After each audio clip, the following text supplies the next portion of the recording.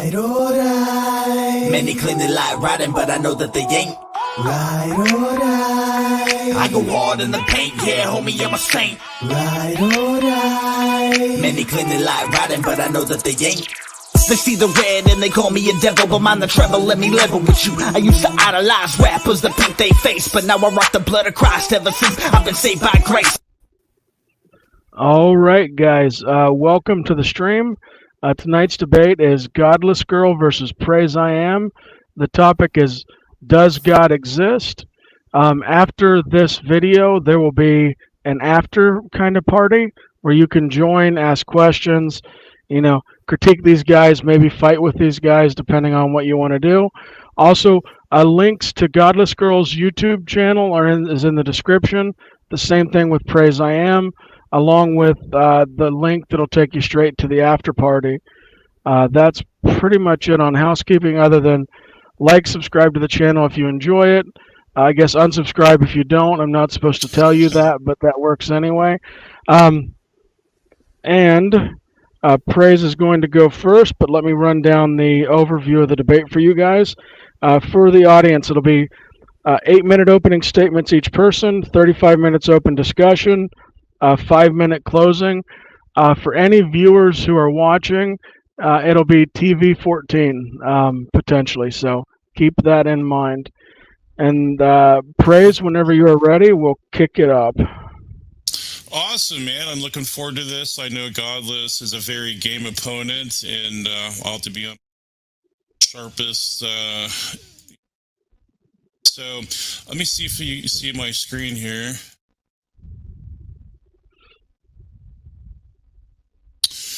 You see my screen, James?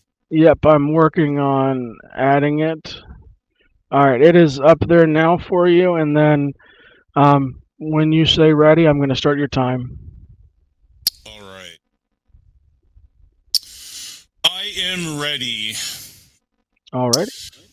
So, does God exist? Well, I plan to show that he does, and I'm going to establish that incrementally. So, moral progress demonstrates moral realism, which confirms supererogation.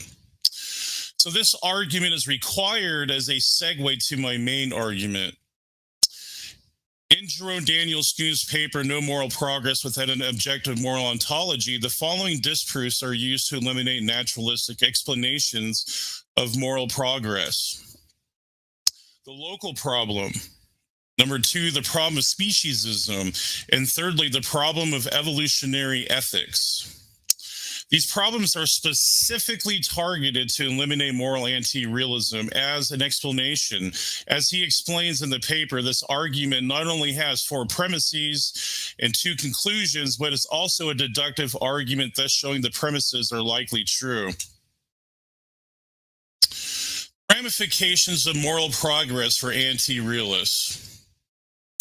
Schoon goes on to explain how moral anti-realism fails to explain moral progress because moral anti-realists would have to reject the notion of moral progress in its entirety, which would be a disturbing consequence since we want to affirm that moral progress has been made throughout history, such as in the case of the abolishment of slavery. Consequently, there are no moral facts if moral anti-realism is true. Therefore, there can be no morally contradictory facts about God. I went to append Daniel N. Robinson's peer-reviewed book titled Praise and Blame, Moral Realism and Its Applications with Schoon because he lays out an entire book explaining why moral anti-realism cannot defend praise or blame. The idea of moral progress is that over time our concept of right and wrong will improve, but how is moral progress possible unless some views about morality are better than others? And how is that possible unless there are some facts about morality? Now we're going to jump into Schoon's syllogism for a non-natural objective moral ontology. Premise 1, if there is objective moral progress, then it is an objective moral, then an objective moral ontology exists. Premise 2, if an objective moral ontology exists, and it's either natural or non-natural. Premise 3, nothing natural can function as an objective moral ontology. Conclusion 1, if there is objective moral progress, then a non-natural objective moral ontology exists. Premise 4, there is objective moral progress. And the conclusion number 2, a non-natural objective moral ontology exists. That's important because now we get into the main argument. Supererogation constitutes moral perfection, ergo God exists. Russell A. Jacobs explains supererogatory actions are by definition acts that are morally good or morally praiseworthy, but not the agent's duty to perform. They are above and beyond duty in that they exceed in self-sacrifice or risk or self-sacrifice. What can be morally demanded of the agent? So as David Haid lays out in his books, status and ethical theory and supererogation, an act is supererogatory if and only if, 1, it is neither obligatory nor forbidden. Number 2, its omission is not wrong and does not deserve sanction or criticism, either formal or informal. Number 3, it is morally good both by virtue of its intended consequences and by virtue of its intrinsic value, going beyond duty. And number 4, it is done voluntarily for the sake of someone else's good, and thus meritorious and praiseworty. 4 minutes remain. Great, right on target. Most importantly, Hyde points out the entailment of supererogation indicates moral perfection, that which goes beyond moral duty. Acts that go beyond moral duty is in itself a criterion of moral perfection. Unlike duty, which is well defined by the minimum required, allows for an indefinite number of degrees, has no specified limits. As Joshua Halberstam points out, the antithesis of supererogation being suberogatory action shows a well-established teleological spectrum from moral actions that are blameworthy but not forbidden to moral actions that are praiseworthy but not obligatory. Lastly, J.M. Katz informs the unaware that supererogatory morals have non-natural properties that are deemed sui generis. So non-natural properties are generally held to be causally impotent and discoverable by empirical or scientific methods. Examples of non-natural properties include sui generis and the supernatural properties. A property that is sui generis is metaphysically unique and different in any other property. So logical properties that are sui generis are thus non-reductive, irreducibly normative properties. They have what we call supranatural properties, which challenge existing scientific principles, such as the causal closure principle, which states that all causes of physical events are physical. The argument now is as follows. Premise 1, morals have natural properties or non-natural properties. They are also obligatory or non-obligatory. Premise number 2, if there are morals that have non-natural properties and are non-obligatory, then they have supernatural and or sui generis properties. Conclusion 1, supererogatory acts are demonstrably non-obligatory and have supernatural and or sui generis properties because moral realism is true, as we showed earlier in the earlier slides. Premise number 3, if there are supernatural and or sui generis properties, a god, gods, or something beyond nature must exist as the ontological requirement for these properties, as premise 2 lays out.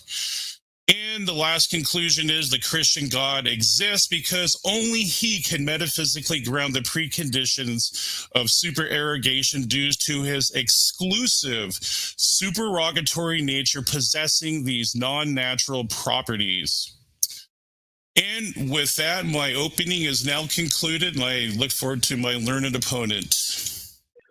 Alrighty, Praise, you have 1 minute left if you'd like it, unless you'd like to yield it. I'll just yield it over, yeah. Okay, Godless, when you're ready, let me know and I'll start your time. You're muted. Oh, sorry. I don't have any kind of presentation. That was nice, though. So I would say that besides not having any evidence to believe in a God, like the default position is to not believe because I don't have any evidence I find sufficient in believing. I think I'm making the inductive inference that because because I see humans making up things like demons and fairies and gods all the time, so it's just the Christian God just seems to be another claim to me. And then so imagine a world. The way I see the world is imagine a world where no gods exist, but people desperately want to believe that they do for various reasons, whether it's like that they're afraid of death or they want life to have a purpose.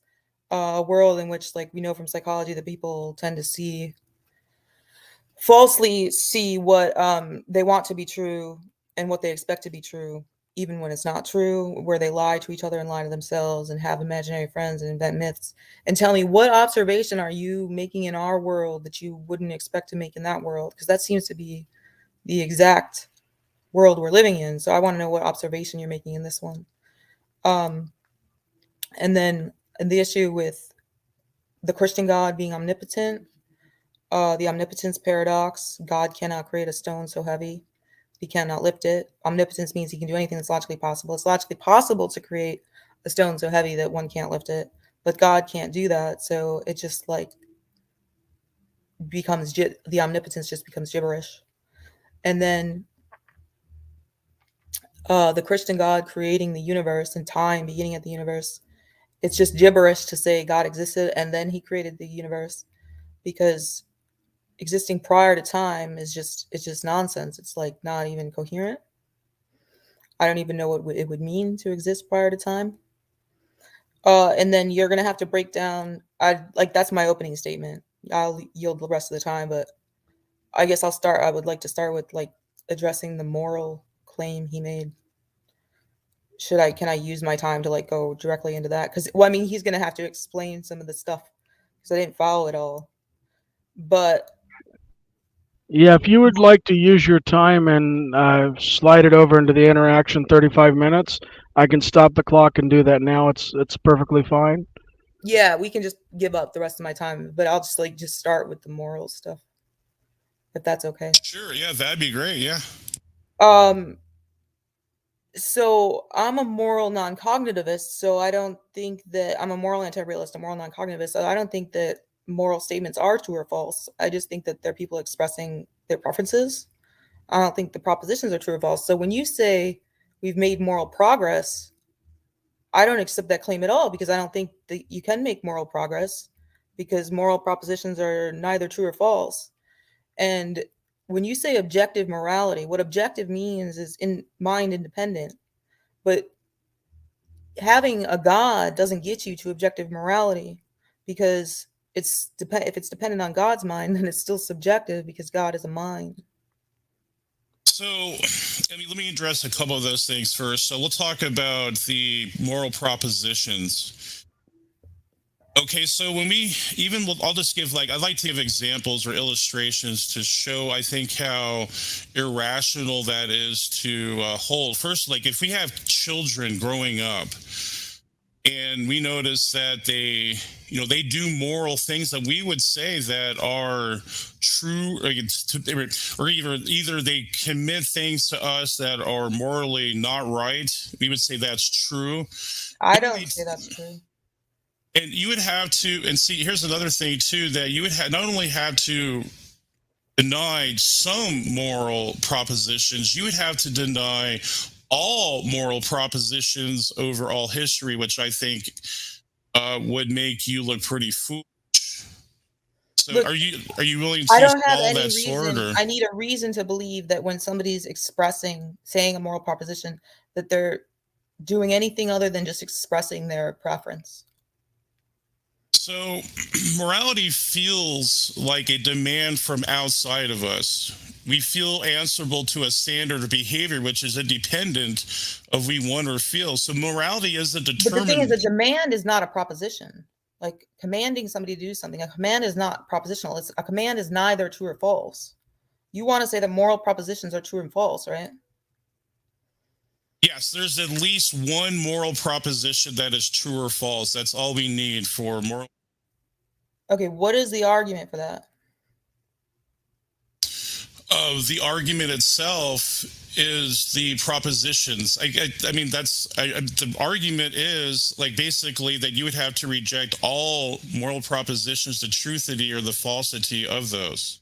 Yeah, I don't think any moral propositions are true or false. I think they're neither true or false. I think they're just people saying their preferences. It's like saying that it's like when somebody says I like chocolate ice cream or we all eat chocolate ice cream is good. What is the difference between saying chocolate ice cream is good and burning puppies with cigarettes is good? So I would say there's there's ontological distinctions there. One involves, I would say, moral intuition. That unless you're denying there's a moral intuition, But which a moral intuition is just a preference. well, no, intuition is independent of.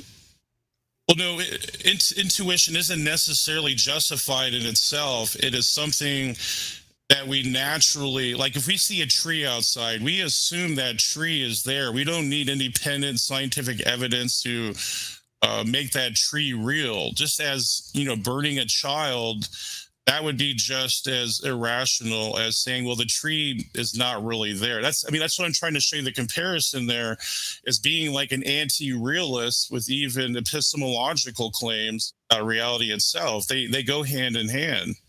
I don't understand. It's you're saying it's something other than like a seeming or a feeling? Yes, it's our natural inclination that we all have of right and wrong.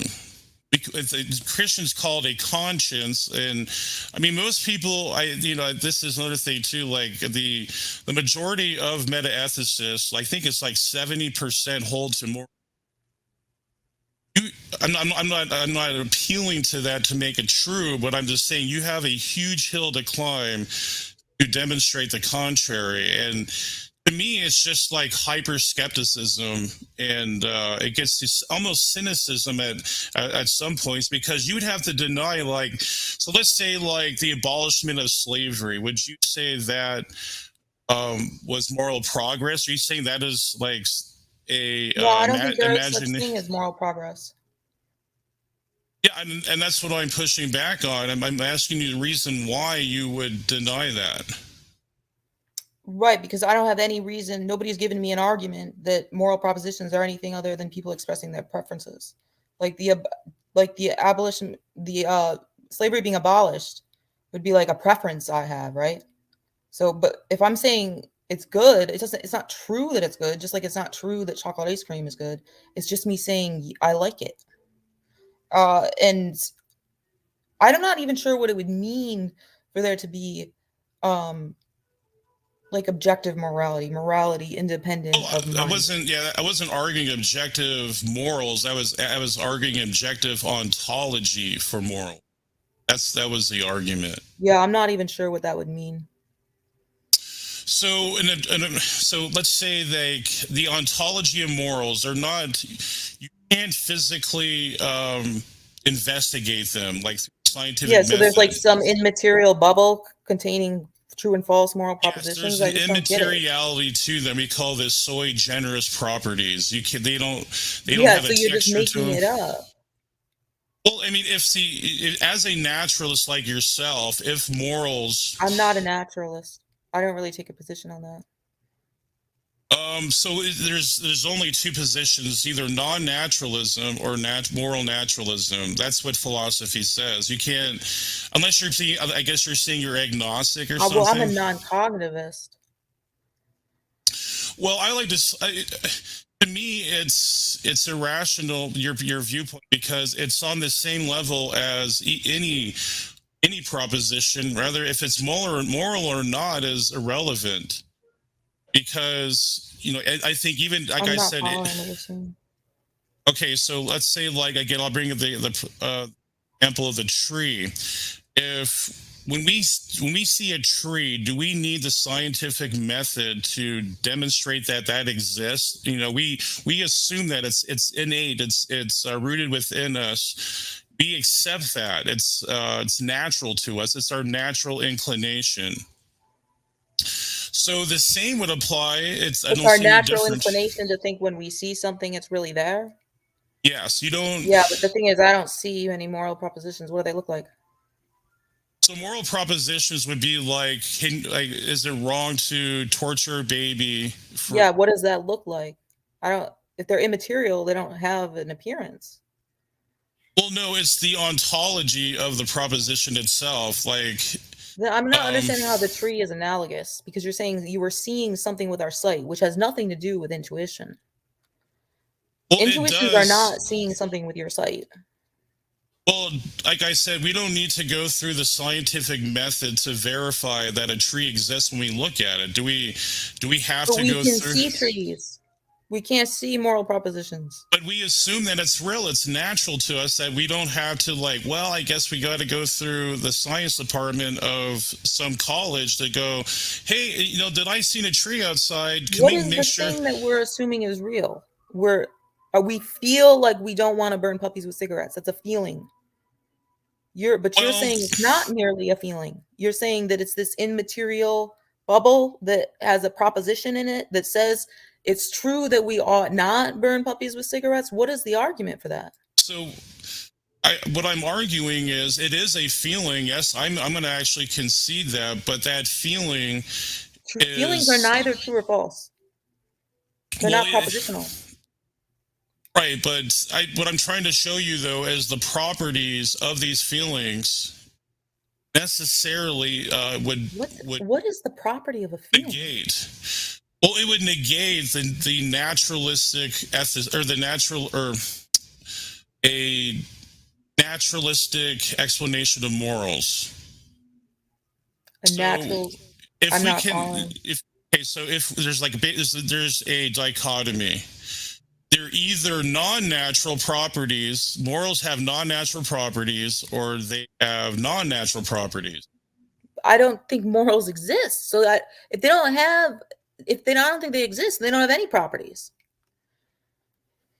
Well, then I mean that's if you're willing to swallow that sword, and and that I can't really argue. I mean, I can't really show you an argument if you don't believe any morals exist. Like then you would say like the Holocaust and all these other things are not either true or false or wrong. And then I'm just saying at that point.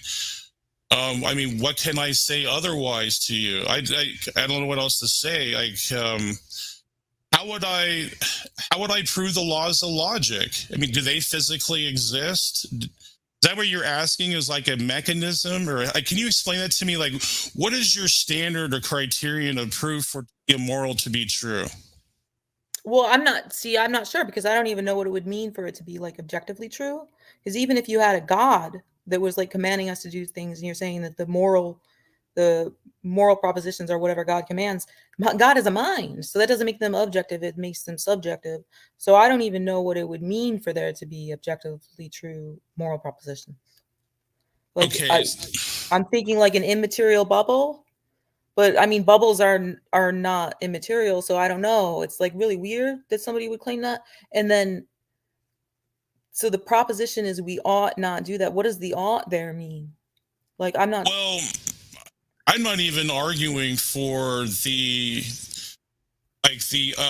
deontological or I'm not even arguing for deontology. I'm arguing for something that goes beyond that.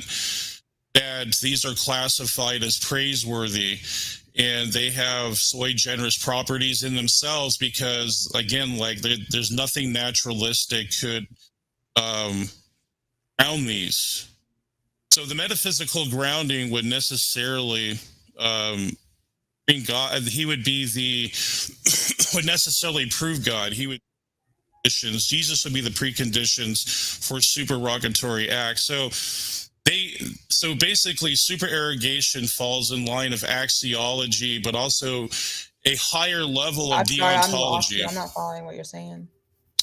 Okay, so let's say I'm gonna have What to is use define moral? Define it. a principle of goodness or bad. Something What that does the good mean, though? What is good? the good is Like when you say God is good, right? So what does the good mean? Like God is good, God is moral. What does the good and the moral mean? So I'm gonna explain that right now. So the good would fall in line with the telos of love. So there is a teleology to reality, and it's undergirded in love. And anything in the spectrum that does not fall into the telos or the telos of love would be a privation of love. So therefore, Okay, it so would what is be love? bad. What is love? Sacrificial, something that is sacrificial to others that benefit someone else. So before any sacrifices were made, you can't say that God is love or God is good or God is moral, because sacrifices didn't exist prior to the the good and love, your definitions of good and love and moral, if you mean sacrificial when you say that. Yes, Before sacrificial sacrifices love, right? existed, then goodness did not exist. God was not good before there was a sacrifice. That's like, what the fuck? Sorry, I No, didn't mean to swear. It seems. I know. I don't mean like sacrifices of atonement or anything like. I mean Yeah, before the sacrificial. universe existed, Right. there was no sacrifices. So God was not good before he created the universe. He's always had a agape love. Christian in Christian theology, Agape love is sacrifice, it's sacrificial love. So sacrificial but he didn't means, sacrifice anything before the universe existed. well, he did. I'm going to explain why. So he sacrificed that people would reject him. See, love doesn't. See, No, love before I'm love talking about cannot before be people existed, coerced. sir. What? Before people existed. Yeah, the Trinity. The Trinity. They had a community of love. They loved each other. It's Love just means sacrificing. So what? God sacrificed himself to himself? No, see, he always had agape love. It was unexpressed. So just because something is unexpressed does not mean it doesn't exist. Wait, agape love is just sacrifice. So without sacrifice, you don't have it, right? Well, it's sacrificial love. It doesn't mean that there's a sacrifice. Like, you don't, like, God didn't need to burn, or he didn't burn like a calf on like an altar or something. That's not what this is. That's not the love I'm talking about, or the understanding. I think you're not understanding. Yeah, I'm not understanding. So God has a deep love. He is love. 1 John 4:8-10. And his love is what we call in Christian theology, agape love. It's unconditional. It's sacrificial. It has many different properties and characteristics. It was unexpressed, mind you, sure, but it was there through the Trinity before. So he proved this. Jesus came down as a human being. He sacrificed himself on a cross for our benefits. That is demonstrably what we call a supererogatory act, or goes beyond the duty. That's why he's praiseworthy. It's a praiseworthy act. Sir, so when you're saying moral is what is sacrificial, and what is good is sacrificial, and what is loving is sacrificial, but that's really weird, because you said we made moral progress, that the world has made moral progress in your opening statement. But that's an empirical claim, so let's examine that. I see the opposite. We used to live in caves, and be communal and share everything and not even own property. Humanity has gotten increasingly greedy as time goes on, and wants to hoard things to themselves and sacrifices less and less for other people. So is this actually that would actually be an argument against your God, I guess? Because if you think that moral progress would be evidence for God, then you must think that moral regression, which is what we're witnessing, because we're witnessing the opposite of going towards sacrifices, it would have to be evidence against God. Well, I might agree with you on some levels, because without God, I think people are becoming godless. So I would agree that people are regressing morally. But remember, you are a moral non-cognitivist. You made moral progress, so how can you say that moral means sacrifice? Because humans are sacrificing less and less for each other. They're becoming more and more greedy. Right, because they're becoming more godless. We used to not even have money. You think the introduction of money into humanity made people more sacrificial? What are you talking about? Well, guess who abolished slavery? Do you remember what sect of people did that? No, I don't. Christians. But we didn't Christians always abolished have slavery. slavery, right? Well, I No. mean, what So do you that's mean, not like? progress. To go from not having slavery to having slavery is not progress. No, the abolishment of it is moral progress.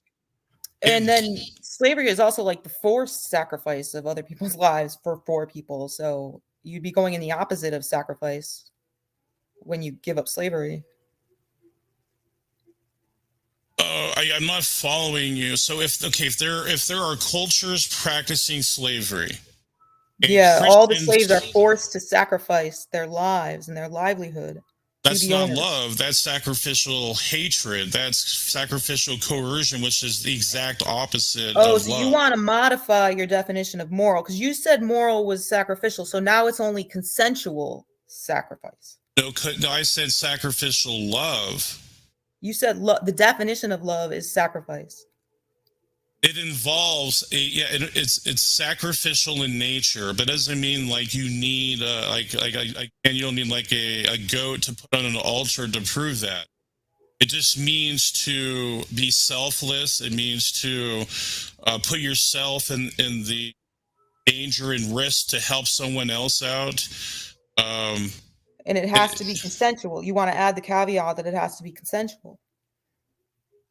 Well, if someone's saying, okay, let me give you an example. That's not true. So let's say there is a fireman that wants to go into a building to save a person.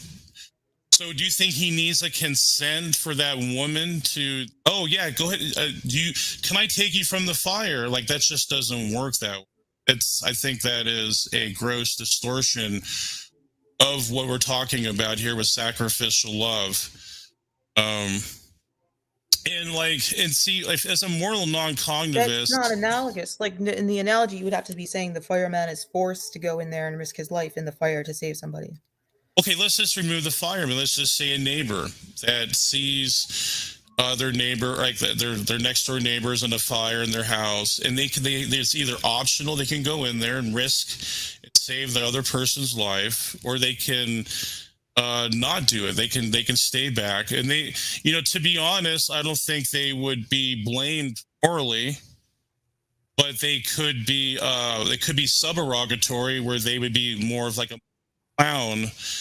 It could be. I don't know what subarrogatory means.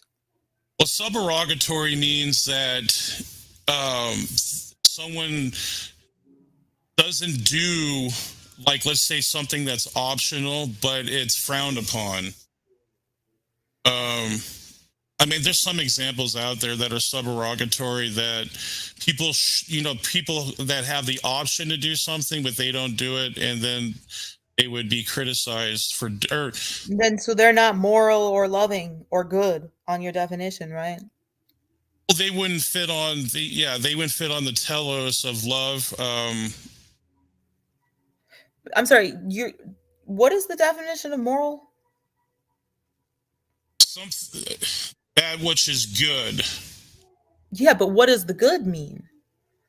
That's just a synonym for moral, right? So what is right? So what is the definition? That which comports to the telos of love. And love is sacrifice. Love is sacrificial. Yes. And wait, do you understand what I'm saying by sacrificial? Like, do you understand that doesn't require like putting a goat on an altar or something, or cutting a chicken's head off? Some sort of sacrifice? So it doesn't have to be a goat, but some sort of sacrifice, right? Yeah, of yourself or someone else, yes. Yeah, and we see humanity doing the opposite. Affection. Yeah, no, I agree. Like, so why did you claim humanity is making moral progress if that's your definition of moral, and we see humans doing the opposite? But it's not a universal argument. I'm not making a universal claim. All we need is an example of something or a particular instance of moral progress, which I did make that argument. I don't think how anyone would deny that. Where do we see increased sacrifice in the world? You mean like sacrificial love? Well, I would say obviously foreign aid. and when people volunteer to help others, like the Catholic Church does a good job at that.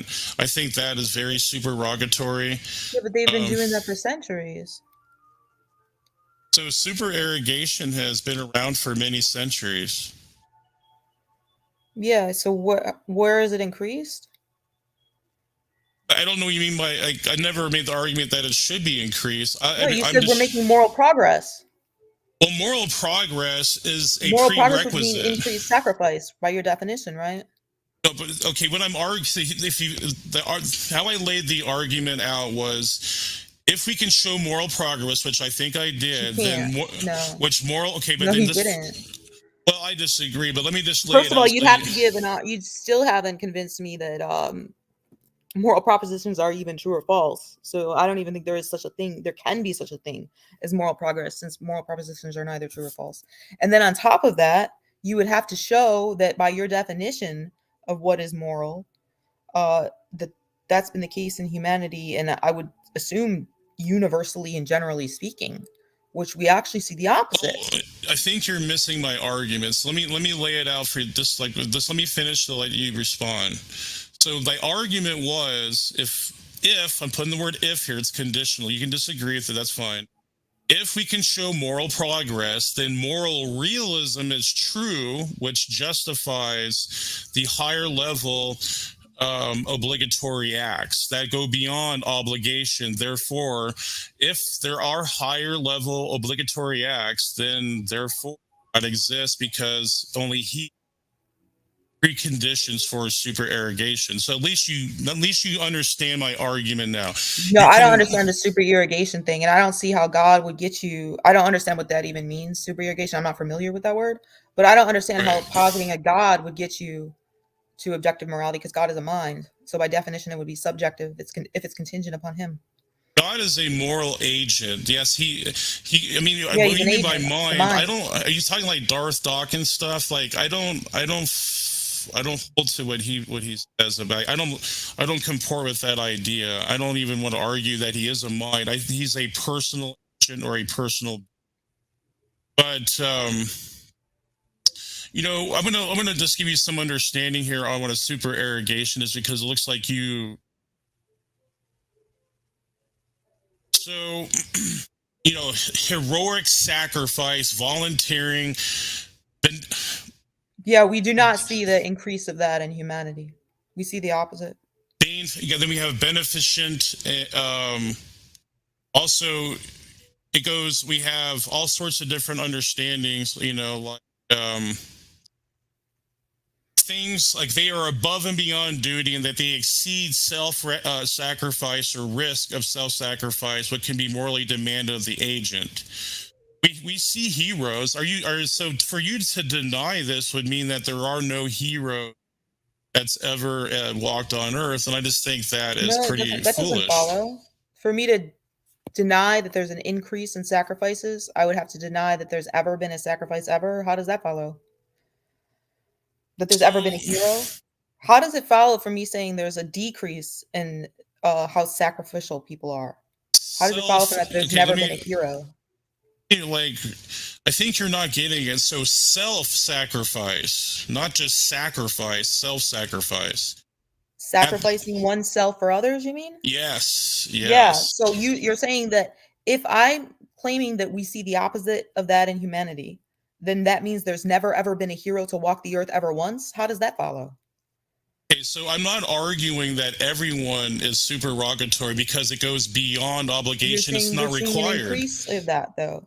No, I said objective moral progress. I'm sorry, objective moral. Like we showing that there's moral progress, and that is objectively, ontologically, and I think we did. I don't see how you can deny that. That would mean an increase of sacrifices, self-sacrifices, right? Well, I don't necessarily believe that moral progress is sacrificial. I don't think it's even. What's your definition of moral?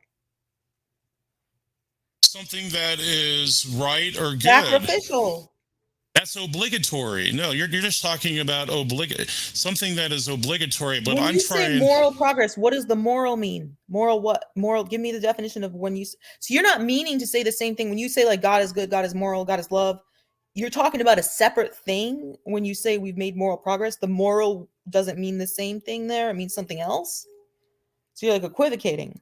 No, So what God does the is moral mean? maximally great, maximally good. We are not. Yeah, what does the good mean? The So when you say good we is made moral progress, what observations should we be seeing then when you say we made moral progress? well, What is so it would be something that was from bad to good, something that Yeah, would but have. what is the good? What does good mean? What's the definition of that? Well, as I explained, it goes on the telos of love. What Which anything? is, and love is the sacrifice. Yeah, it's agape love, and I think Yeah. agape So love. it So is that. you understand what agape love is, right? I just know you told me it's about sacrifice. Well, it's unconditional. It's sacrificial. It risks of like people rejecting. Like this is why God is. He's demonstrated. He created Right. So humanity itself. when you say we made moral progress, we should see an increase of that in the world, right? We should see an Unconditional increase. love. We should see an increase of unconditional love if we No, were to make moral progress. I don't think no, that's not what I'm arguing. All you need What do is you an mean increase. when you say moral progress then? When you say humanity has made moral progress, what are you talking about? What is moral progress? Something that is obligatory good. What does that mean? That we ought do. Something that we ought do. Something You've that seen is. an increase of things we ought do? Yes. Now I And think you're getting what closer. is that? Yeah. What ought we do? Well, I think what is lawful, anything that is generally, Following the laws, like the laws of a country, like in Saudi Arabia, where if you preach a Bible on the corner, they stone you to death. That's what's morally good to you, is to follow that law and stone Christians. What are you talking about, sir? I'm talking about virtue, something that people would normally laws. have in a Like normative sense. There's a normative good, and that is obligatory. Something that's obligatory we ought do for someone else. So we ought not. Laws, let me give you an example. You're not talking about like legal laws of a country. No, I'm not talking about. I'm talking. There's 10 minutes left in this open discussion portion. Oh, okay. So, Praise, I think you failed on the moral stuff. But so can we move on? I'm talking about in a normative sense. You're not getting it. So something that's obligatory let's is let normative. the audience decide, so we can discuss some of my opening statements because we only have 10 minutes left. So if you want to say a couple more words about the moral thing, go ahead. I just won't respond. Let's just say, like, I could really, if when it gets down to the down and dirty, I really could just employ conservative. Let's see here. Phenomenal conservatism. Because if there's no defeaters, the absence of defeaters, thereby at least there's some justification for believing what I believe in. So I don't, even if like you have some incredulity about my arguments, it doesn't undercut or defeat it, and therefore it's still justified. I just want to put that in the crowd, the audience tonight. So what I'm arguing is that there are obligatory actions that people should do or ought do. But then there's actions that go beyond obligation, which are not required, and they're praiseworthy, they're heroic, because it's for the moral, it's like for a supreme moral good, it's for like the highest moral good possible. And that's why we have heroes. We have different people out there that have been have gotten much, headlines for that. I forget the word I'm trying to think of, but they still get their due praise for that. They are praiseworthy. Praise, do you realize you haven't responded to anything I've said in my opening statement? Well, I did. It's just that you didn't like my answers, I think. Which argument that I gave in my opening statement did you respond to? Well, your moral propositions that you deny that there are. I didn't have anything about moral propositions in my opening statement.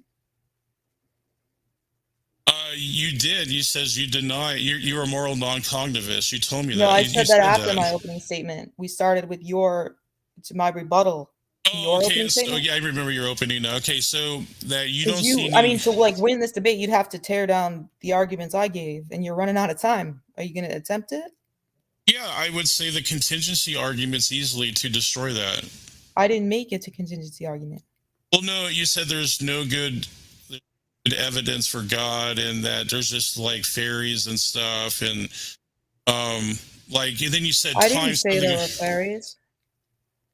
You said that people make up stuff. That's all they do. Yeah, I And mean, that you the agree with me theist- that people make up gods all the time because you think the only God that exists is Yahweh. So let me use the contingency argument to spell that. So So you're not going to address any of the stuff I said in my opening I'm going to statement? address that right now, in fact. So God is a necessary being. So we don't need to make it up because he's necessary. And the fact how we can prove that is through ontological dependence through Are the you like presenting a PSR. new argument for I'm God that addressing you didn't give in your opening You statement? told me that you want me to address your argument. I'm doing that right now. This is not even Which argument? So your opening, you pose these arguments, which were not even part of my which one are you arguments. responding to? What, you're going to give a rebuttal? Yeah, I'm giving a rebuttal to that people make up gods because God is a Yeah, so you necessary disagree. being. Are you claiming that people don't make up gods? Like the Greek gods exist? People didn't make up the Greek gods, they exist? You really didn't delineate which, like, are you being a universal atheist here? Like, are you a local atheist, or are you talking about atheism with all gods? I said I'm making the inductive inference because I see people making up things like demons and fairies and ghosts and gods. And it sounds like you're trying to said. Yeah, so you agree with me that people make up gods? Yes. Oh, okay. So how is the contingency argument a response to that? I'm making the inductive inference that because all gods are made up except Yahweh, you think, right? All the other gods are made up. And you know why I'm saying that? So these thousands of gods. So I'm making the inductive inference that these thousands of gods that you agree with me, humans made up and pulled out of their ass. Absolutely. You agree with me that they pulled them out of their ass. So why wouldn't this last one? Why wouldn't I be able to make the inductive inference that Yahweh was also pulled out of their ass?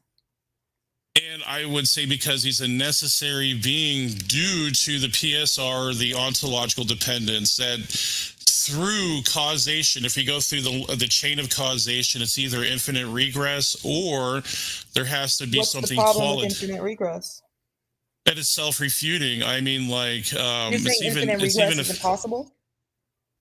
It's not impossible as far as conceptually. You can conceive of an infinite regress. Maybe not. Maybe I would even have to maybe change that even.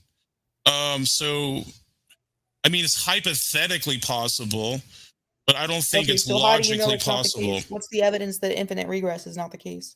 So Hilbert's Hotel would be one thought experiment. Hilbert's Hotel argues that infinite regress is not possible. Yeah, do you want to make that claim? Because I have a response if you want to make the claim that infinite regress is impossible. Yeah. And you think that everything that began to exist has a cause, right? Absolutely. An ontological So God's thoughts can't infinitely regress since infinite regress is impossible. Therefore, God had a first thought. What caused God's first thought, sir? You're talking, but you're unbelievable. You're putting God in a box. He's not in linear time. Why would you put God in a linear time frame? That God's thoughts do infinitely regress? Was every one of God's thoughts preceded by one of God's thoughts? What do you mean God's thoughts? Like, can you elaborate on that? You believe that God thinks, right? Like God thinks. Okay, like God knows what time it is right now, right? Like he doesn't have. No, that's what that's anthropomorphizing. When the universe didn't exist, did God believe that the universe didn't exist? No, he knew. It's his knowledge, his omniscience, and his omniscience. I don't think you understand omniscience is the problem. Omniscience means you know all true propositions. So that when the universe didn't exist, the proposition no universes exist was true. So God believed the proposition that no universes existed. He believed that. And then later he changed his belief when he created the universe to the proposition it's true that a universe now exists. So his beliefs changed. They changed. And they can't infinitely regress because infinite regress is impossible. What do you mean believe? Right? So that's a past tense statement. What does that even mean, like believed? You're putting God in linear time again. Why would God be stuck in linear time? See, that's a problem. He's outside of time. He doesn't have... I didn't say he's in time. I said when there was no time, which I don't know how there can be a time before time. That's what Christians believe. But when there was no universe, God believed the proposition that no universes existed, right? He held that proposition to be true, and it was true, right? He knew that. Why would he believe Yeah, it? he knew doesn't that. And then believe his belief something. changed because that proposition stopped being true. He knows. He doesn't believe. He knows. I think you're mixing up knowledge is justified true belief, sir. No, You can't know something if you don't that's believe a category error. He knew it, but he didn't believe it. He didn't believe it was true, but he knew it was true. That's just nonsense. That's just gibberish. What is it that he Right, he knows it's true. He doesn't have to believe anything. Yeah, knowledge is justified true belief, sir. What's your definition of knowledge? I don't even. I think that's a non sequitur. I don't even know how this applies. I didn't give a syllogism, so I don't know how I could have given a non sequitur. But what do you think knowledge is? If you don't think knowledge is justified true belief, what do you think it is? It's epistemology. It's epistemology is the study of knowledge. Right, but that's knowing. He knows something. He doesn't have to believe it. It's not the study of believing. Sir, this is looking bad for you. I just think I think you're making these outrageous claims that are not even within the framework of Christianity. You're arguing a straw man. What how did I strawman you? I'm asking you for your definition of knowledge. What if it's not a justified true belief? What is knowledge? Omniscience doesn't mean you know all true propositions. Well, I mean, that would be part of his omniscience, but I would say he also has exhaustive. What does it mean to know them if he doesn't believe them? He doesn't believe the propositions are true? Why would he have to believe them if they're already true? Why would he have to? Because how can you know something if you don't believe it? What is your definition of knowledge if it's not it's not believe? No, see, then you're making God almost like he can be capable of error. Because my belief could be an error.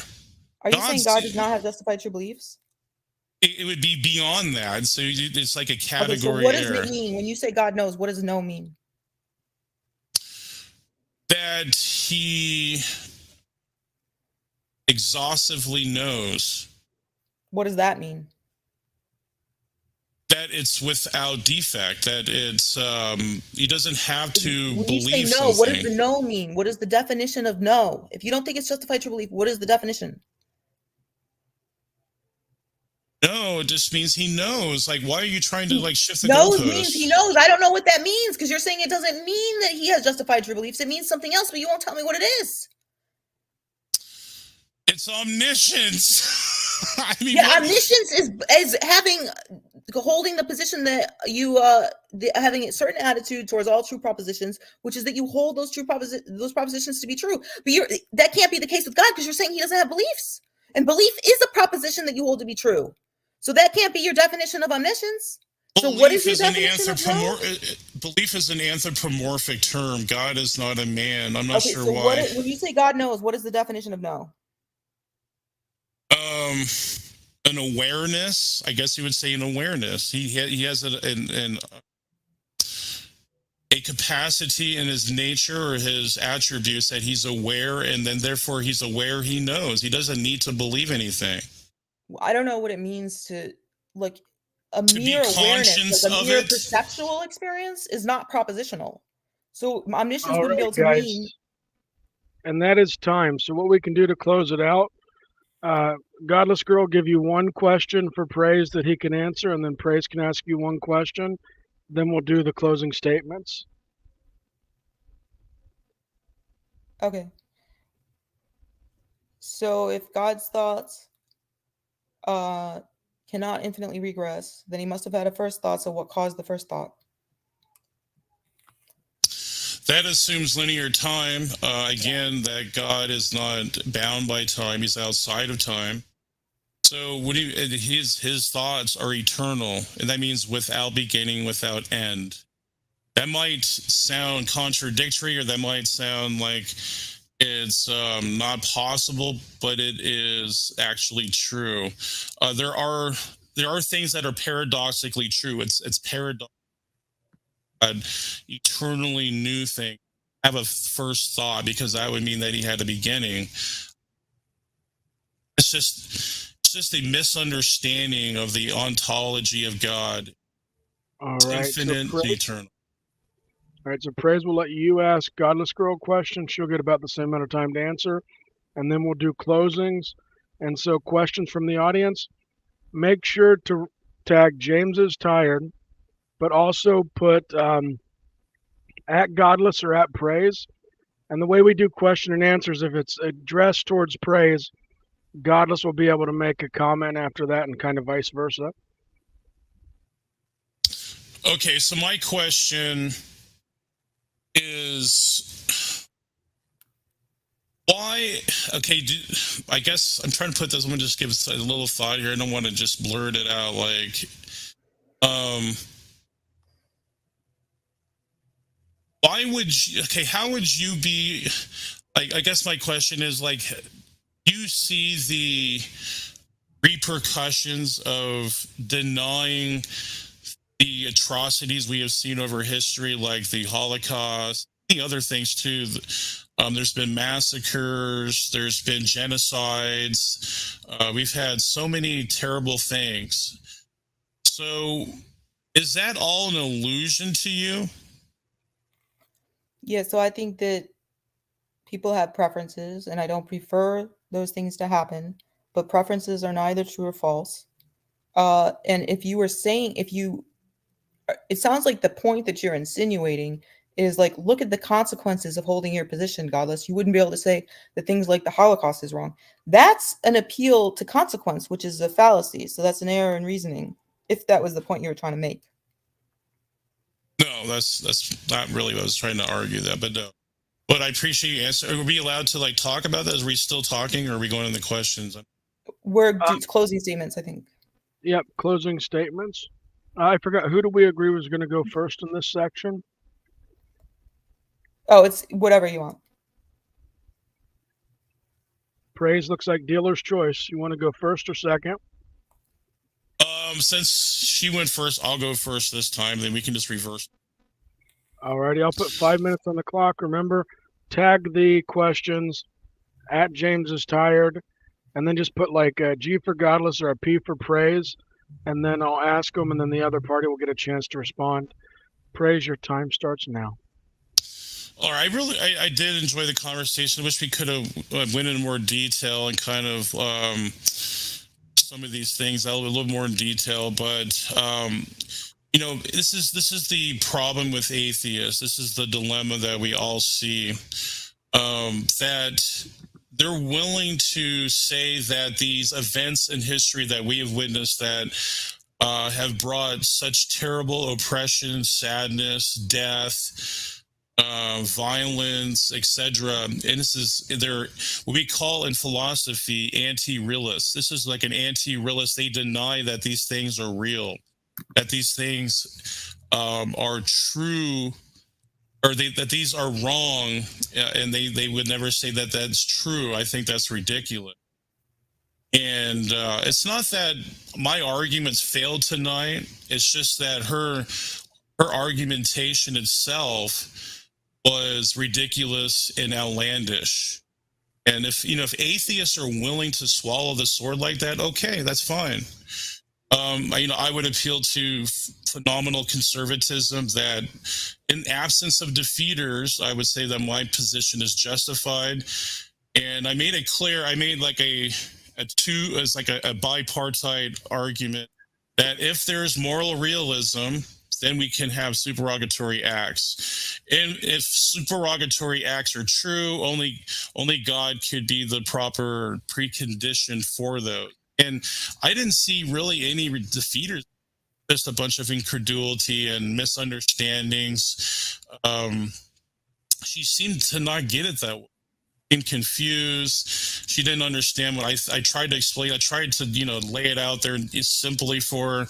I'm not saying like that she's stupid or anything, because these are complex issues, but I think really it's indisputable the supererogatory nature of God.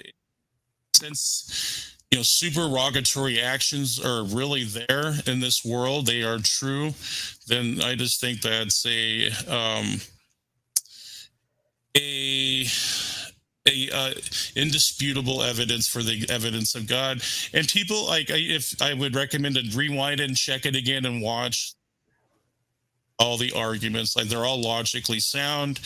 And I appreciate having Godless Girl on tonight. She was a lot of fun, but that I yield. Already, Praise, you have 2 minutes left. Do you want them, or are you good? I guess I can address some of the other claims, and then Godless Girl. I think that your arguments and your objections against God are kind of ill-formed. I think that you could do better and not put God in a box, a linear box. Basically, well, is God, his thoughts? Does God have God thoughts? And I just think those are ridiculous.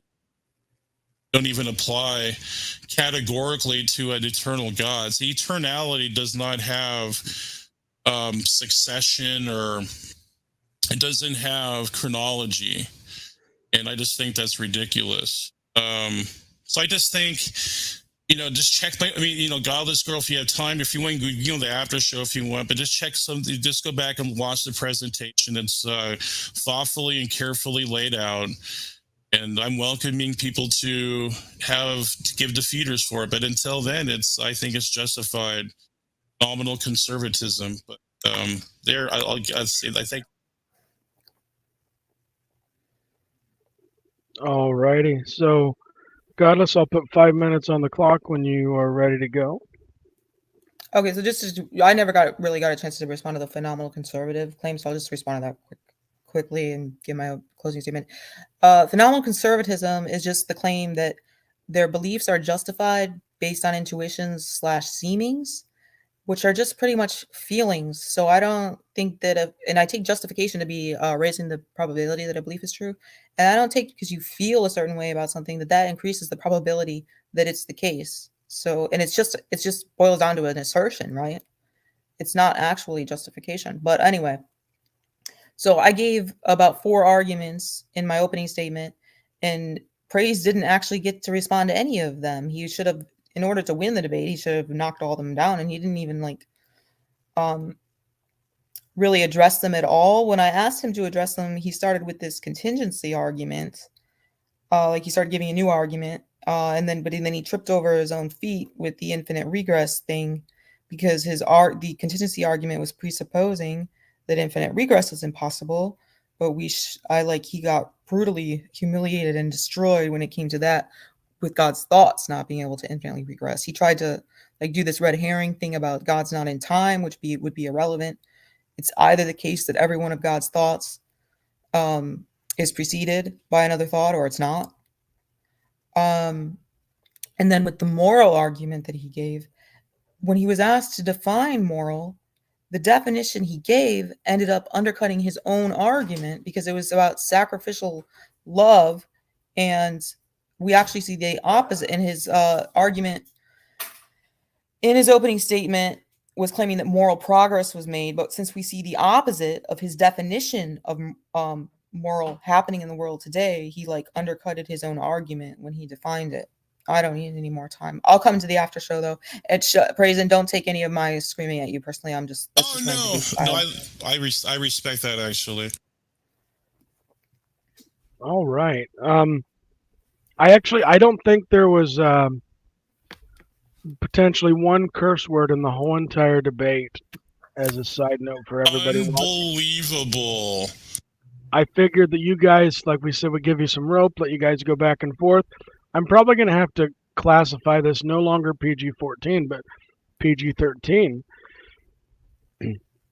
First question, and then after I ask it to Praise, then Godless will get a chance to give her thoughts on it. Praise, you won't have a chance to respond back to what Godless said, though, and Godless vice versa. All right, so from Haiti, Praise, what is the contradiction entailed by moral facts existing in a not God world? The contraction, you mean contradiction? Okay. The contradiction is what we call supervenience, that somehow in a natural world that morals magically supervene on the natural. And how could they, if morals cannot be natural, and I think I give some arguments for that. They're what we call sui generis properties.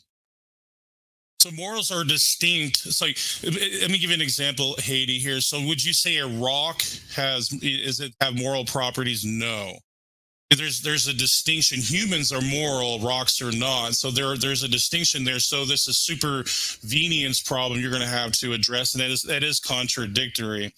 How could you explain something that has natural properties and something that has sui generis properties? That is the contrast. Godless, you have any thoughts on that? No, I'll just take the next question. I don't want to say anything. Okay, scrolling down. Alrighty, from Johnny Haas, the author of Is God a... no, not that one. It's I was gonna say it and I was gonna make it funny, but Johnny is an author friend of mine. At Godless Girl earlier, she struggled. Sorry, I'm using a bad phone on that. So it says earlier she suggested that greed is morally wrong. How can Godless Girl render moral judgment all the while believing morals don't exist? Yeah, I wasn't making a my own moral judgment, right? Because I don't think moral propositions are true or false. So I don't think like it's true or false that moral progress has been made. But I was just borrowing, Johnny, your fellow Christians here's definition of moral, because he claimed moral progress was being made. And then he claimed that what is moral is what is sacrifice. So by his own definition, like what is the opposite end of the spectrum of sacrifice is greed, right? So that's why I was making the point about greed, is because by his definition, we actually see the opposite of what moral progress would be in the world, because we see people becoming increasingly greedy. So I don't think that it's morally true or false. He thinks it's morally true or false. And by his own definition, we see moral regress rather than progress, which was what his argument was trying to show. Alrighty, Praise, you have any thoughts on that? Yeah, well, the argument isn't that I wasn't making a normative claim that objective progress is being universally made. All we have to show is throughout history one instance of progress. And if that is true, which I think it is true because it's pretty, it's pretty much hard, it'd be impossible to prove otherwise. Because look at the antebellum slavery and things like that. They were abolished to Christians. So, I mean, you have to go go around so many hoops, and you have to, and make mental gymnastics, if we want to call it that, to get around it. But yeah. Alrighty, and next question. It says, Praise said God doesn't believe, so he doesn't believe the things he knows. Can Praise explain how that works? So again, that God knows, like to say that God believes something means subject to error. And that, again, I made that distinction really clear that God is not in the same category as humans. Yes, we have to, but we believe things because we don't know with absolute certainty that things in reality. So to compare God with humans is pretty stupid and infantile. That's up to, people want to like live in that world of ignorance. They can, like, that's their. I just think you need to properly categorize God first, and then we can go from there. Godless, do you have any thoughts on this question? No. Alrighty, moving to the next. Sorry, too, guys. The last time I slept was I got up at 8 a.m. on the 17th. I've just been going nonstop. Had some plumbing issues at the house, which is never fun. So I've got Hades' question. She stated that one again. I know I saw a few more. That's a long time to be awake, James. Maybe you should go take a nap. Well, I committed to this, and I've still got to go down in the basement. So, I wanted to get this knocked out, get the other stuff knocked out. It is a long time being awake, and I'm getting really way too old to be doing that. All right, question for Godless Girl. You just said you are a moral non-cognitivist. Why does it bother you if people wax worse? What on? Do you understand what he's asking? I don't get the wax part, but look, a moral non-cognitivist is somebody who just thinks that moral propositions think he means are not true or acts? false. They're just preferences. So whatever this wax thing is he talking about, that wax It might bothers be you? acts. Well, I it think doesn't it's matter. acts, It doesn't really though. matter what it is for the question, because why do things bother me if I think that all that moral propositions are preferences? Yeah, because when people don't get their preferences, they're bothered. That's why. What a stupid question.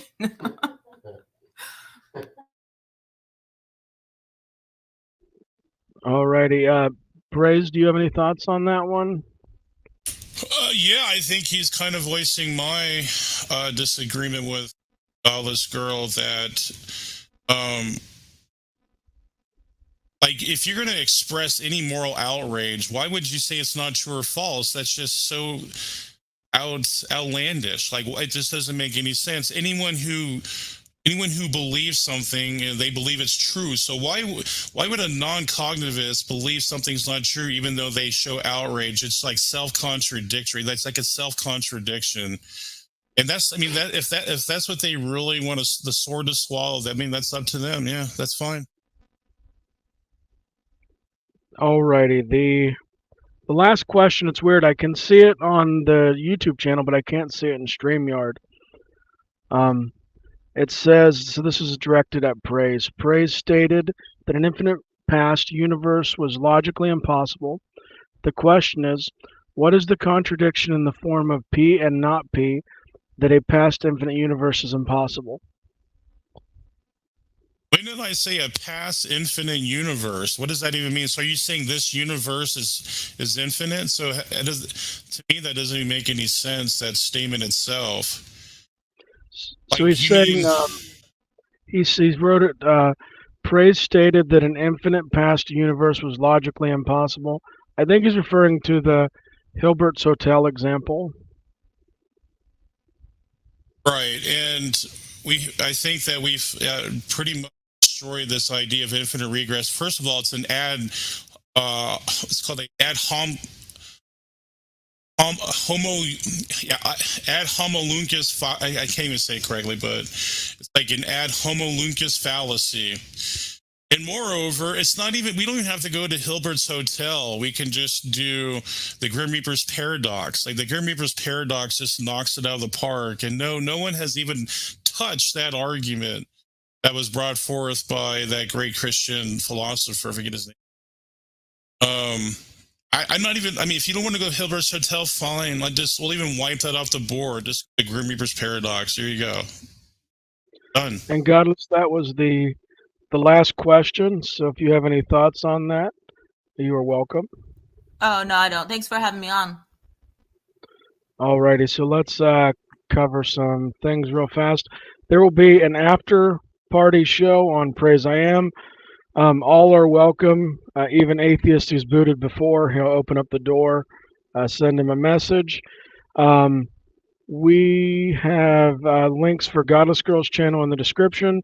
We have link for Praise I Am's in the description. Please click the like notification. Subscribe if you like it. Unsubscribe if you didn't like it. If you want to support me, there's links within the chat. You can do so. Once again, thank you for everybody watching. Thank you to the two debaters. I'll speak with them a few minutes after, and then I'm going to kick the outro. I go hard in the paint, yeah, homie, I'm a saint. Right or right. Many claim they like riding, but I know that they ain't.